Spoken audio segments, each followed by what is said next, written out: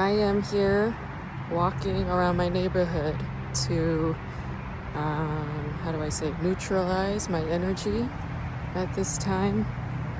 I am currently engaged in some spiritual transitional work, let's just put it that way. If you are a Patreon member, I have spoken about this a little bit. I won't go into detail, but it's definitely work for me, and I need to be outside right now and walk in order to cleanse and neutralize this energy. If I am sitting cooped up in my studio space, I will probably not be in the best shape. So I am doing this right now for the sake of all my listeners, so that I don't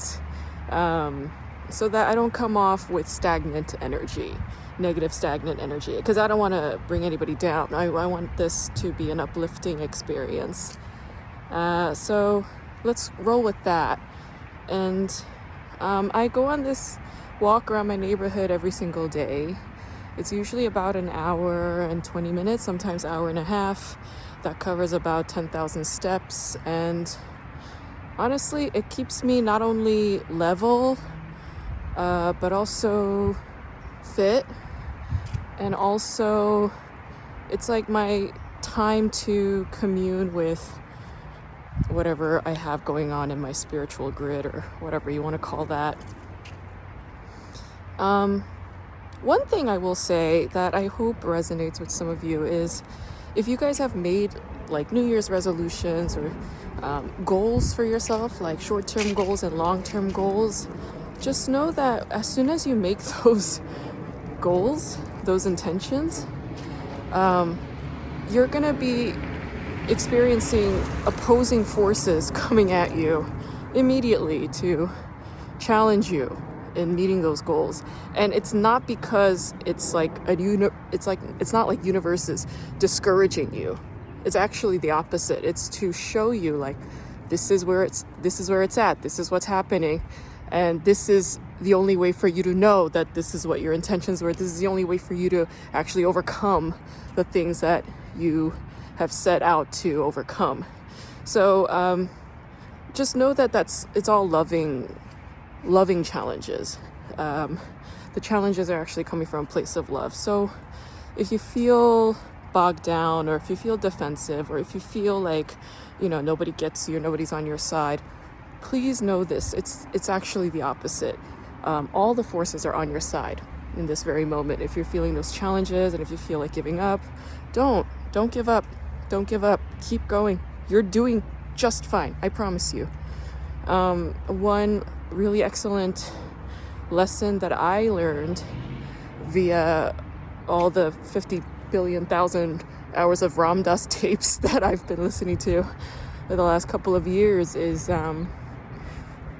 me at this present moment, with all of my neuroses, I am absolutely perfect and exactly where I should be. Isn't that a gnarly thought? Oh, and for those of you who follow me on Instagram, on Grace Jung Comedy, you know that I have this tailless squirrel neighbor named Jojoba. It's a squirrel, but, they have no tail. And a lot of these tailless squirrels, it's usually because there was some kind of accident, like a car, ran over it, or they got attacked by some predator. Oh my God, and Jojoba's here. I see Jojoba. Holy shit, Jojoba's here. Hold on. There's Jojoba. Hi, Jojoba. I left you a banana the other day. Did you get it? Yeah! Oh my gosh. Woo! Okay, back to my usual. I'm sorry, it's just I haven't seen Jojoba in like a week or two, and I thought that one of the stray cats that they have, they're not strays. The cats have owners, they have homes, but they're like outdoor cats, and I was afraid that one of the outdoor cats like killed and ate Jojoba. So, and there are like ravens and hawks and stuff that also fly around, so I'm so happy to see that Jojoba is safe and sound. Okay. So yeah, for those of you who are feeling like the spiritual or emotional or mental tension, feeling like you're in battle or whatever, yeah, just know everybody's on your side. I'm on your side. How's that? All right. If you lost your shit at your family member or spouse or whatever, like, I'm on your fucking side. How's that? All right. Okay, so I want to talk about 3 shows today, and I have to talk about all 3 because these 3 they all have a similar through line. Okay, so I'm going to talk about Mr. Sunshine, which I've complained about quite a few times on this podcast if you've been listening for the last 3 years. I'm also going to talk about Snowdrop. Yes, and for those of you who have been listening to my podcast, you also know I would whine and bitch and moan about Snowdrop every once in a while too. And then third, I'm going to talk about Gyeongseong. Is it Gyeongseong Creature? Gyeongseong. You know, it's the one with Park Seo-joon, our Itaewon class favorite, the one with the haircut. And he's looking pretty hot. He's looking pretty sexy in Gyeongseong Creature right now. I'm digging it. So I'll be talking about these 3 these 3 shows right now. How are you? I'll be talking about these 3 right now all together because the through line for all 3 there are 2 through lines. Number 1, whenever these celebrities reach a certain status, okay, these K-drama celebrities, when they reach a certain status, like byung-hyun, like hae-in, like Park Seo-joon, right? When they reach a certain point, a level in their status, they all do the same thing. They all end up doing a period drama, which is set in the colonial era. And this is the hilarious thing. It's like you can just see and feel and taste the Korean government nationalistic money and funds and ideology. You feel the pins and needles of that. It's right there. And I find that, I don't know, hilarious. Let's just say it's hilarious because it's so blatant. All right, like it's not blatant to most people, like people who, you know, did not grow up in South Korea, or people who are not familiar with South Korean history, or, you know, people who are not Korean diaspora who pay attention to like nationalism or nationalistic politics. If you don't know that, then this is not on your radar, and that's fine. I'm not saying that, you know, there's anything wrong with you. I'm just noticing it, and it's on a blatant level because, you know, I'm an academic, I'm an intellectual, I'm also an anarchist, right? With like, you know, socialist tendencies. I'm very lefty, yeah? So I see it, and I just find it funny because it's so common. It's happening all 3. Like, they did it with Mr. Sunshine, they did it with Snowdrop, and they're doing it again with Gyeongseong Creature. And who are the enemies across all 3? The Japanese. The fucking Japanese. And it's like that anti-Japanese sentiment that nationalistic Korean dramas and movies hold is, it's like, oh baby, when are you gonna let it go? When are you gonna let it go? Now, I will say this. It is very important to acknowledge the destructiveness of coloniality. Okay, so if we look at these 3 shows, if we look at Mr. Sunshine, Snowdrop, and Gyeongseong Creature, which are on these major conglomerate platforms like Netflix and like Disney Plus. Snowdrop is on Disney Plus, and we got that Blackpink member, right? Okay, she's in it. I mean, it's like, whoa, it's like mega star, right? So you got that going on. And then you have Netflix, which is a global streaming service. Okay, so like these shows are made for Netflix and Disney Plus, original productions, to put a big stake, a political stake into the minds and hearts of K-drama lovers that has this Korean nationalistic political ideology embedded in there. And if we look at that as a gesture or a nod towards decolonization overall, then we have a little something interesting going on. Then we could say, all right, there's the uplift. If we say that these K-dramas are about being anti-colonial, or if we look at these 3 shows as being, gestures or modes of decolonization via media, via K-drama superstardom, global stardom, Hallyu stardom, then, okay, there is some productivity towards a progressive notion, towards human rights or whatever the fuck we want to call it. But I think I think it's expecting too much to say just that. It's not just that. We can't say it's just that, because the fact is South Korea is a very powerful nation at this moment in time, and South Korea is engaged in colonial or neo-colonial practices through their own government and their own capitalistic systems and forces. Okay, so that's undeniable. So we have to acknowledge that. Okay, so it's trying to do one thing while doing another. Do they cancel each other out? Do they conflict? I don't know. I think they do conflict, but they can both coexist. Both things can be true at the same time. The other through line that I see is that all of them they have this like romantic thing embedded in there. All right, so we have this like byung-hyun. He's like he's kind of going over the hill at this point. But he was like supposed to be the sexy thing for Mr. Sunshine with Kim Tae-ri, right? And everybody was like, oh my God, like it's Lee Byung-hyun, it's Kim Tae-ri. It's like, honestly, only Koreans care. Only the Koreans care. So I feel like Mr. Sunshine was a show that was made for Korean audiences. And I believe it was on TVN. I don't think it was like purely on Netflix only. Like, I don't think it was a Netflix exclusive in South Korea. I believe it was on TVN in Korea. Now, in the case with Snowdrop, that I'm also not sure. I'm not sure if it was like on a cable channel in Korea, but it's on Disney Plus for all the rest of the nations.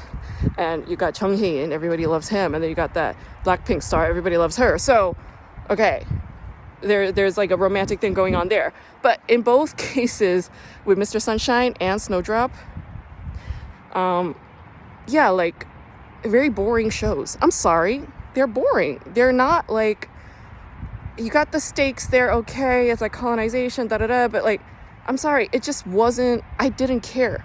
I really could not give a shit about these lovers and like hope for the best for them, because I just didn't care. There was something not convincing about it, and I realized it's because they lack chemistry. It's as simple as that. They lack chemistry. Okay, you got these big ass stars, but do they have chemistry on screen? No? Okay, then it doesn't work. Bottom line, it's similar to how Hollywood will like throw together the biggest names, and then they'll like smack on a big name director on it, and then they'll expect for this like mega thing to happen, and then it ends up being a disappointment, which happens time and time again with tentpole movies.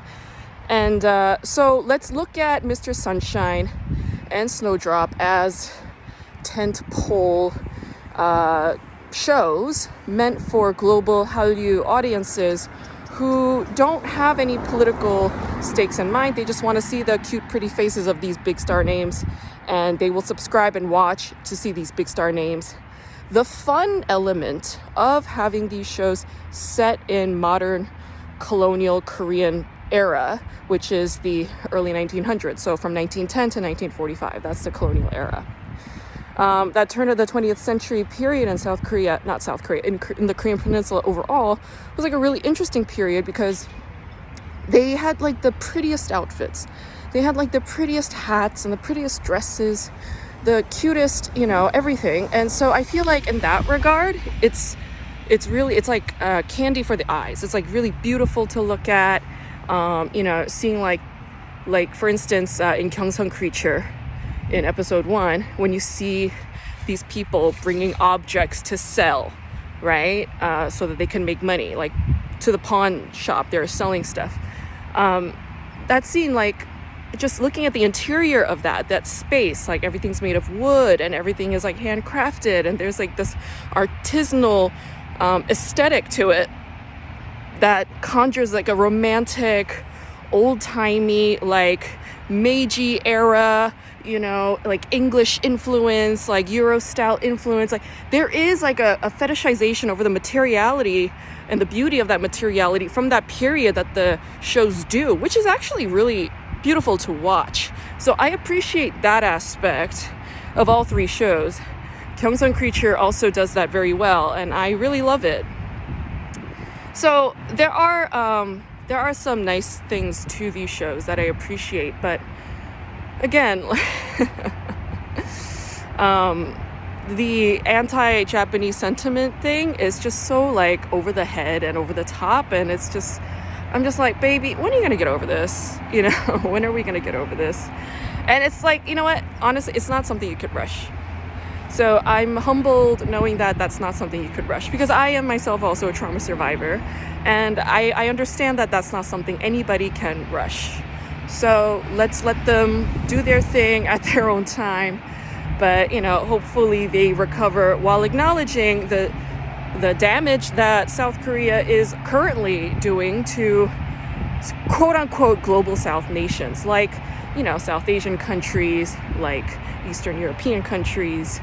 You know, there are like a lot of migrant workers from Latin America and Africa and South Asia and South Korea that are being exploited or mistreated through, you know, racist mentalities, racist policies, anti-immigrant policies, all of that stuff that you see in like American politics, you also can find it in that country as well. So that's something to keep in mind. Hello.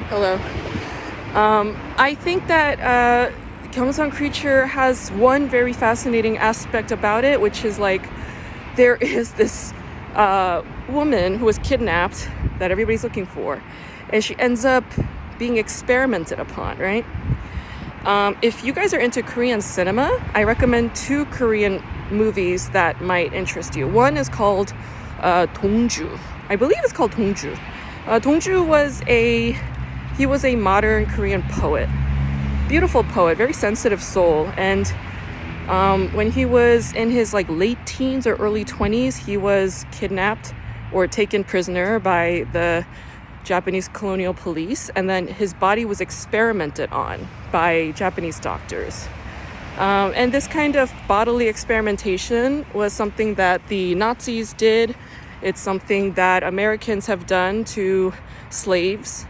And it has a very long and deep history tied to coloniality, slavery, and basic dehumanization of othered bodies from other countries. So the Japanese were doing that. Okay, so in Dongju, you're going to see some examples of that. And then there's another film called Modern Boy, or Modern Boy in Korean. And Park Hae-il is the star in that. I love him. I love Park Hae-il. I think he is a brilliant actor, and quite overlooked. He's overlooked more than he should be, but he's more of a film actor. He doesn't really do that much TV. In any case, Modern Boy is a good film to see, to understand that the guerrilla fighters, the guerrilla independence fighters who were activists during the colonial era, and then these like, you know, fancy schmancy modern boys who only cared about money and education and wealth and the pretty materiality of the colonial era. There weren't boys like that. They were called modern boys, modern boy. And it was like a critical way of nicknaming them because they didn't care about other things like political movements or independence of the nation. They only cared about the swag or the nice stuff that you could get from Japan and from Europe. Like, that's what they gave a shit about. So that film, Modern Boy, is an interesting exploration of the colonial era and then the conflicting ideologies that were coexisting at that time. And those conflicting ideologies are currently found in Gyeongseong Creature because the male protagonist is a modern boy. Like, he has all the ins and outs, and he cares about money. He's good at gambling. He's a fancy schmancy boy. Like, he's got hoes. All right, like, he's a modern boy, and he doesn't have any personal stakes in politics, none whatsoever.